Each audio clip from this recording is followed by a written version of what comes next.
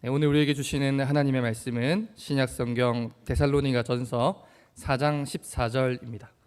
신약성경 데살로니가전서 4장 14절, 신약성경 332면쯤에 있습니다.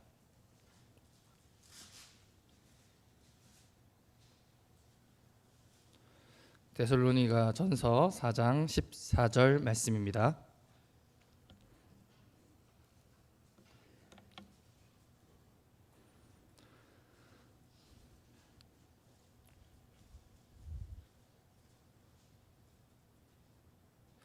네, 우리 한 목소리로 함께 읽도록 하겠습니다. 데살로니가 전서 4장 14절. 우리가 예수께서 죽으셨다가 다시 살아나심을 믿을진대 이와 같이 예수 안에서 자는 자들도 하나님이 그와 함께 데리고 오시리라. 아멘. 오늘은 소교리 문답 37문, 우리 신자 성도의 죽음에 대해서 다루고 있는 소교리 문답 37문을 같이 살펴보려고 합니다. 소교리 문답 29에서 36문에서는 성도가, 구원 얻은 우리 성도들이 이 땅 위에서 받는 유익들에 대해서 설명해 주고 있습니다. 칭의, 양자됨, 성화, 그리고 그로부터 비롯되는 많은 유익들에 대해서 우리가 지난주까지 함께 배웠고요. 이제 이번 주랑 다음 시간에는 소교리 문답 37문과 38문을 살펴보게 될 텐데, 성도가 죽을 때 그리고 마지막 날 부활 때 누리게 되는 유익에 대해서 함께 배우게 될 것입니다. 이번 시간에는 구원 얻은 성도들이 죽음을 맞이할 때 어떤 은혜를 누리게 되는지를 소교리 문답 37문을 통해서 함께 배워보려고 합니다. 우리 소교리 문답 37문, 제가 질문하면 우리 성도님들께서 답을 해주시면 되겠습니다. 신자는 죽을 때 그리스도로부터 어떤 은덕을 받습니까?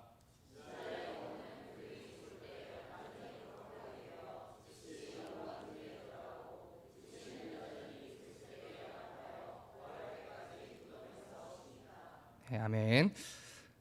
난제, 해결하기 어려운 일이나 사건을 이제 난제라고 이야기를 하죠. 인류 최대의 난제는 무엇일까요? 여러 가지가 있겠지만 동서고금을 막론하고 우리 사람들이 해결하지 못한 인류 최대의 난제는 죽음이라고 할 수 있습니다. 이 땅 위를 살아가는 사람이라면 누구나 다 때가 되면 죽음을 맞이하게 되어 있죠. 힘 있는 권력자들이나 위대한 과학자들이나 돈이 많은 사람이나 돈이 적은 사람이나 가난한 자나 부한 자나 예외 없이 죽음을 경험하게 돼 있습니다.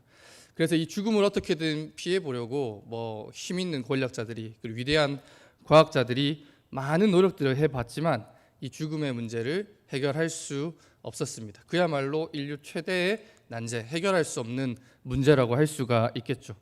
누구도 죽음은 피해갈 수 없고 이 문제를 해결할 수도 없었습니다. 그래서 죽음은 모든 사람의 두려움과 공포의 대상이 되었죠. 구원받은 성도들은 예수님으로 말미암아 죄 용서를 받았기 때문에 이제 성경에서 말하는 둘째 사망, 영원한 지옥 형벌을 경험하게 되는 영원한 죽음, 이 둘째 사망은 경험하지를 않습니다.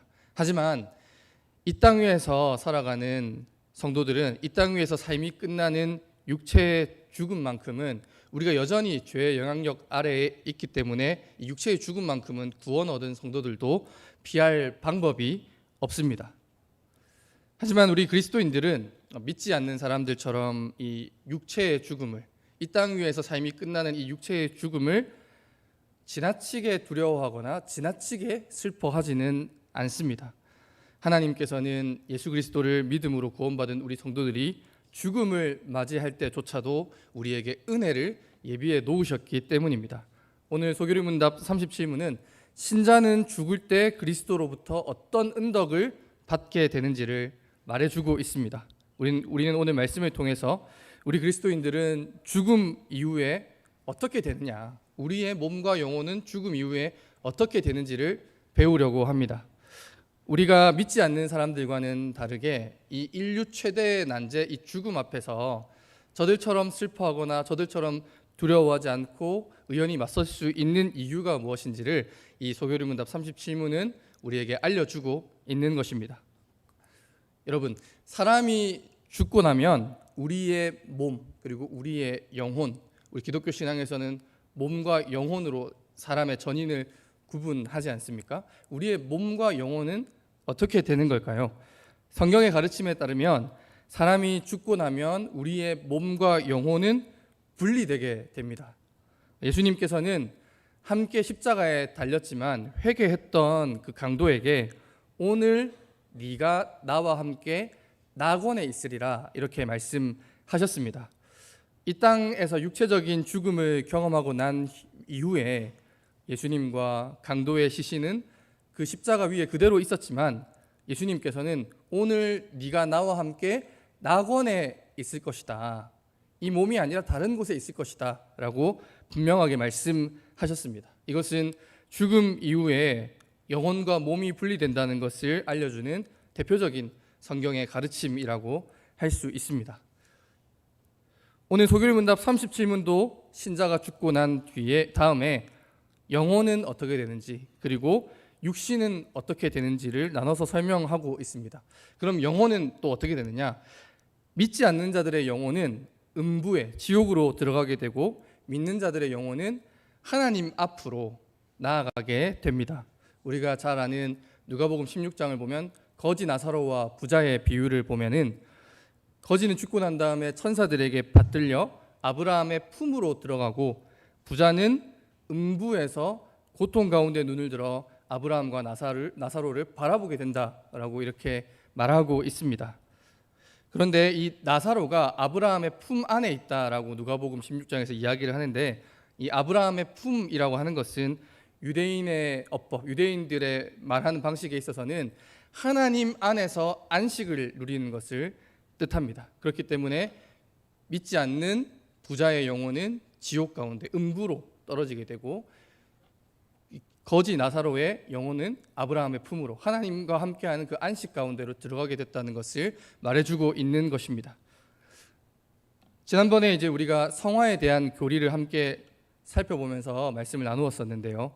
이 땅 위에서 성도는 성화, 거룩하게 되기 위해서 노력하고 애를 씁니다. 하나님께서는 값없는 은혜의 사역으로서 성령 하나님께서 우리 전생에 걸쳐 점진적으로 우리를 거룩하게 변화시켜 나간다라고도 말씀을 드렸었습니다. 그런데 이 땅 위에서 우리의 성화, 우리가 거룩하게 되는 것은 완전하지 못하다. 그리고 사람에 따라서 성화의 정도는 차이가 있을 수 있다고 이렇게 말씀을 드렸었죠.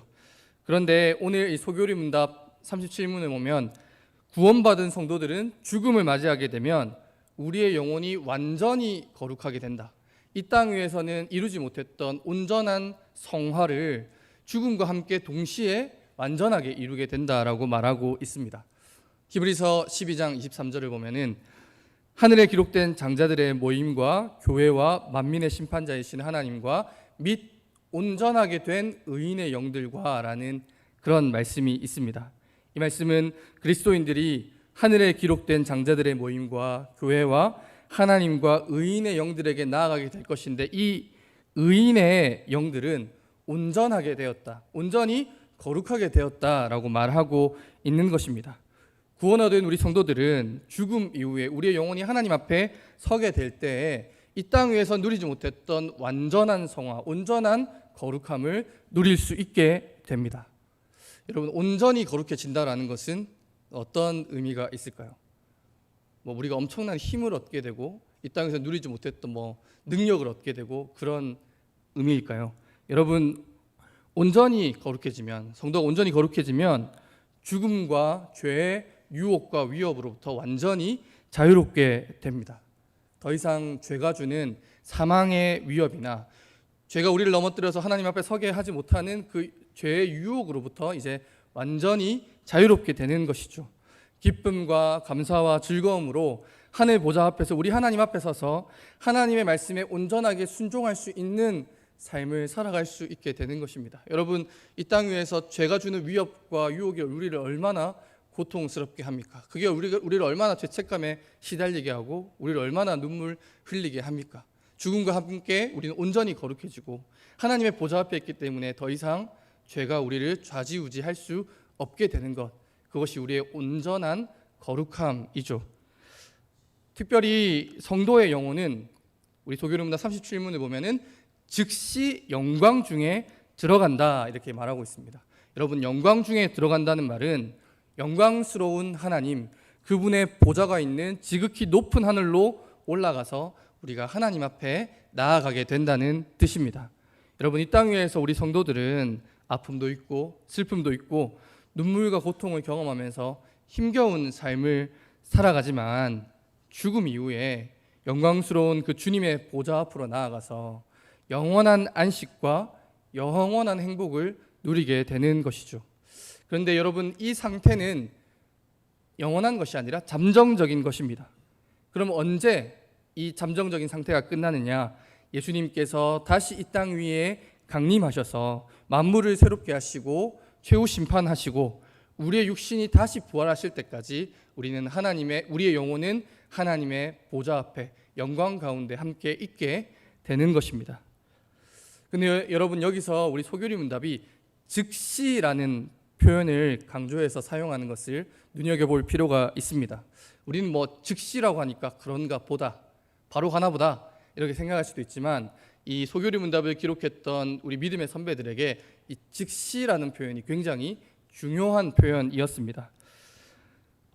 종교개혁 당시에 이제 로마 카톨릭은 성도들 가운데 이 땅 위에서의 죄 문제를 다 해결하지 못한 성도들이 있다면 죽어서도 즉시 하나님 앞으로 나가지 못한다 이렇게 주장을 했습니다. 그러면 어떻게 해야 되느냐? 이 사람들은 이 땅 위에서 해결하지 못한 죄의 문제를 해결하기 위해서 연옥이라고 하는 곳으로 떨어진다고 주장을 했죠. 연옥은 어떤 곳이냐? 아직 천국으로 나아가기에는 부적합한 사람들이, 그 사람들의 영혼이 정화되는 곳이 바로 연옥이었습니다. 이곳에 떨어진 사람들은 자기의 부족한 선행과 부족한 거룩함의 분량만큼 남은 형벌을 치루어야 한다. 이게 로마 가톨릭의 주장이었는데 이것을 이제 잠벌, 남아있는 벌로 잠벌이라고 불렀습니다. 그래서 여기서 우리가 잘 알고 있는 면죄부, 면벌부가 나오는 거죠. 여러분, 면죄부 다 들어보신 적이 있을 텐데 더 정확한 표현은 면벌부, 벌을 면해주는 증서라고 생각하시면 됩니다. 자기 구원받을 만큼의 선행과 공로, 거룩함을 이미 쌓은 예수님이나 아니면 제자들, 성인들의 그 공로를 교황이 발행한 이 면벌부를 사면은 그 공로를 살 수 있다 이렇게 주장을 한 것이죠. 그래서 어떤 사람이 말하기를 면죄부를 사기 위해 당신이 금화를 함에 넣으면 이 동전이 땡그랑하는 소리와 함께 연옥에서 고통당하는 당신의 부모님, 조상들, 그 고통당하는 죽은 자의 영혼이 즉시 하나님 앞으로 튕겨 올라간다. 이런 주장을 했습니다. 굉장히 비성경적인 교리죠. 우리 믿음의 선배들은 이런 비성경적인 연옥 교리를 비판하면서 연옥은 없다. 죽음 이후에 우리의 영혼은 연옥으로 들어가서 남은 벌을 받는 것이 아니라 즉시 하나님 앞으로 나아가게 된다라고 분명하게 기록하고 있는 것입니다.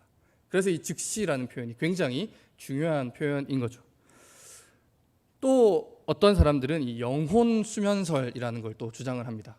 네, 종교개혁 당시에 제세례파 아니면은 오늘날의 여호와의 증인, 제7일 안식교 이런 사람들이 이 영혼 수면설을 주장하는데요. 이 사람들은 어떻게 주장을 하냐면 죽음 이후에 성도들의 영혼은 예수님께서 다시 오실 때까지 이 침묵의 세계에서 영혼들은 잠을 자게 된다라고 주장을 하는 것입니다.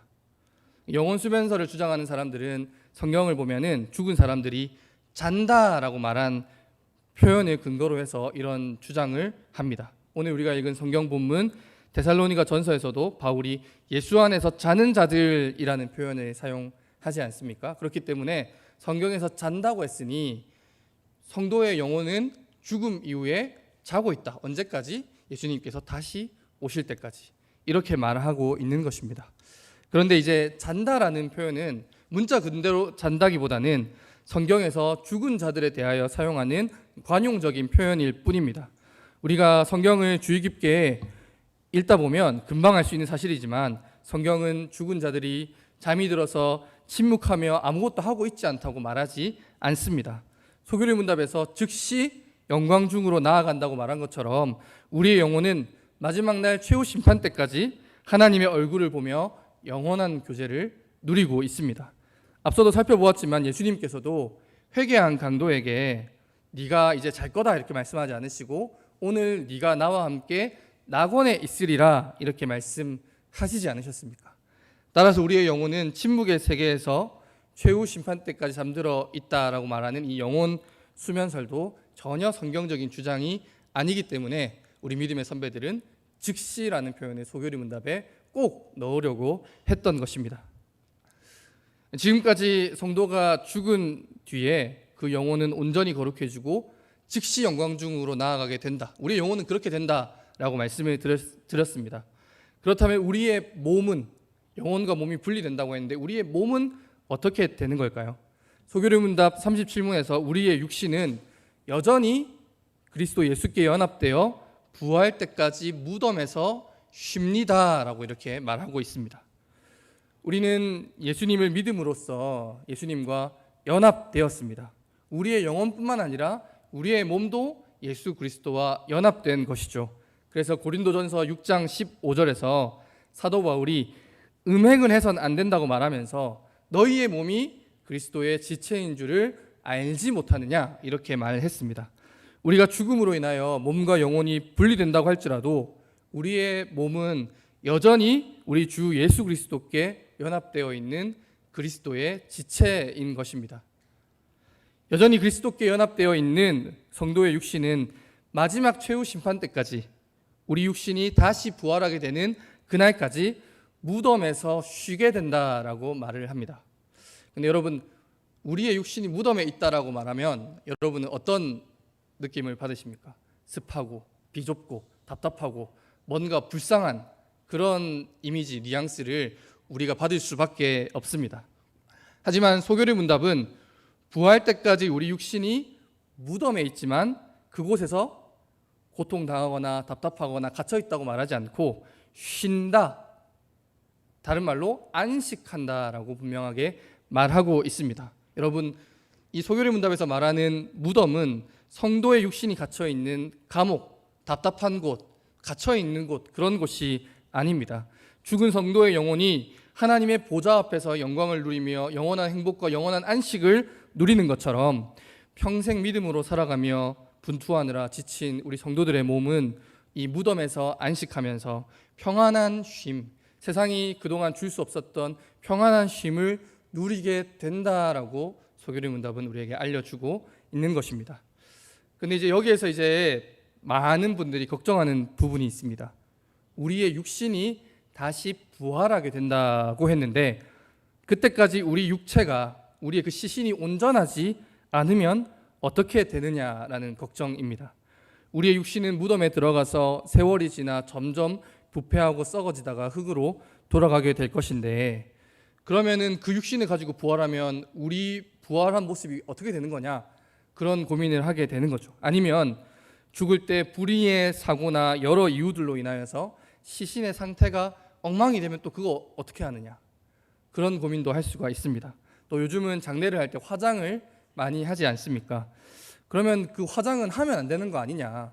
육신이 가루가 돼서 사라지는 것인데 그런 고민을 하는 분들도 있을 수 있습니다. 실제로 이런 사람들의 마음을 악용하는 사례가 교회의 역사 속에 있었습니다. 중세시대에는 시체를 훼손하면 그리스도와의 연합이 깨진다라고 생각을 했습니다.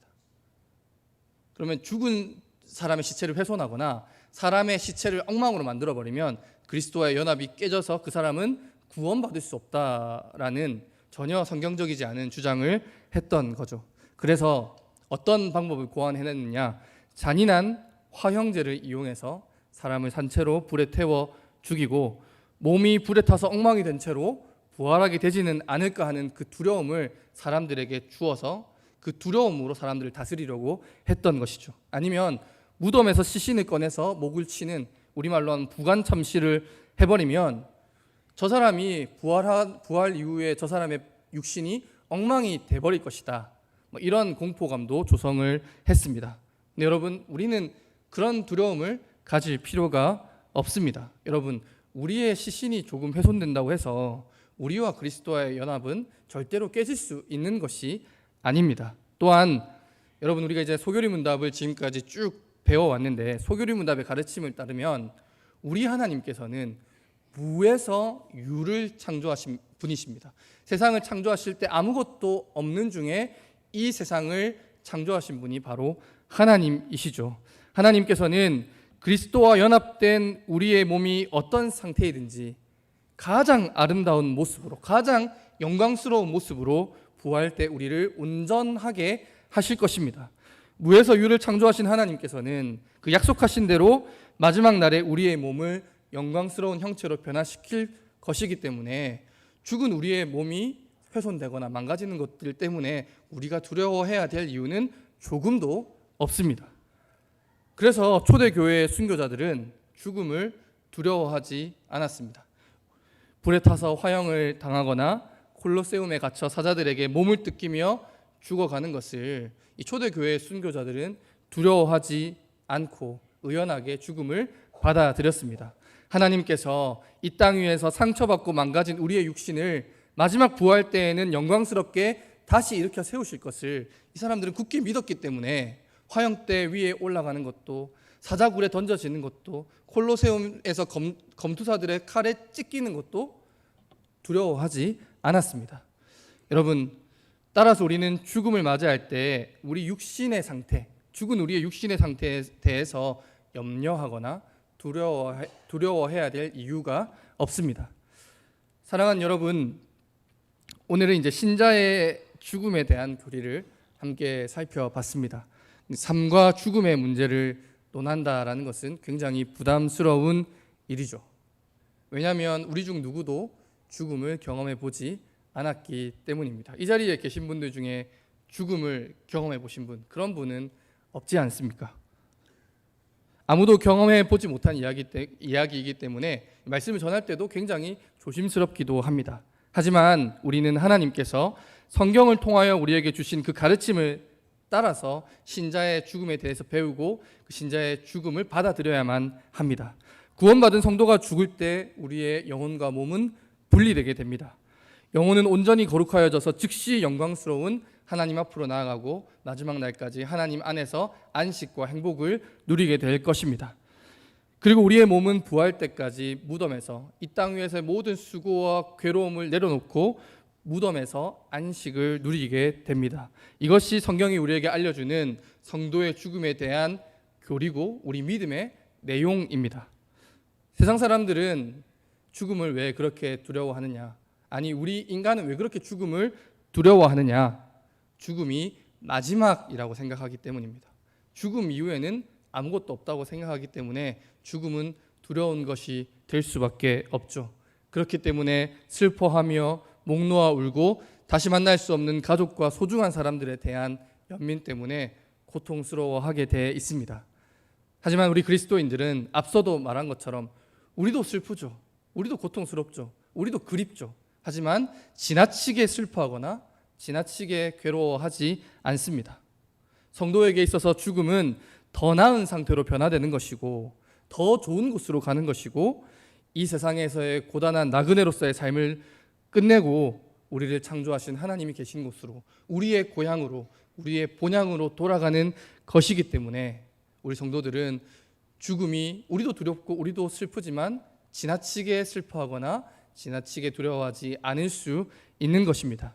여러분, 데살로니가 전서 4장 18절을 보시면 바울은 예수 그리스도의 재림과 죽은 자들의 부활에 대해서 설명하면서 마지막에 이런 말을 남깁니다.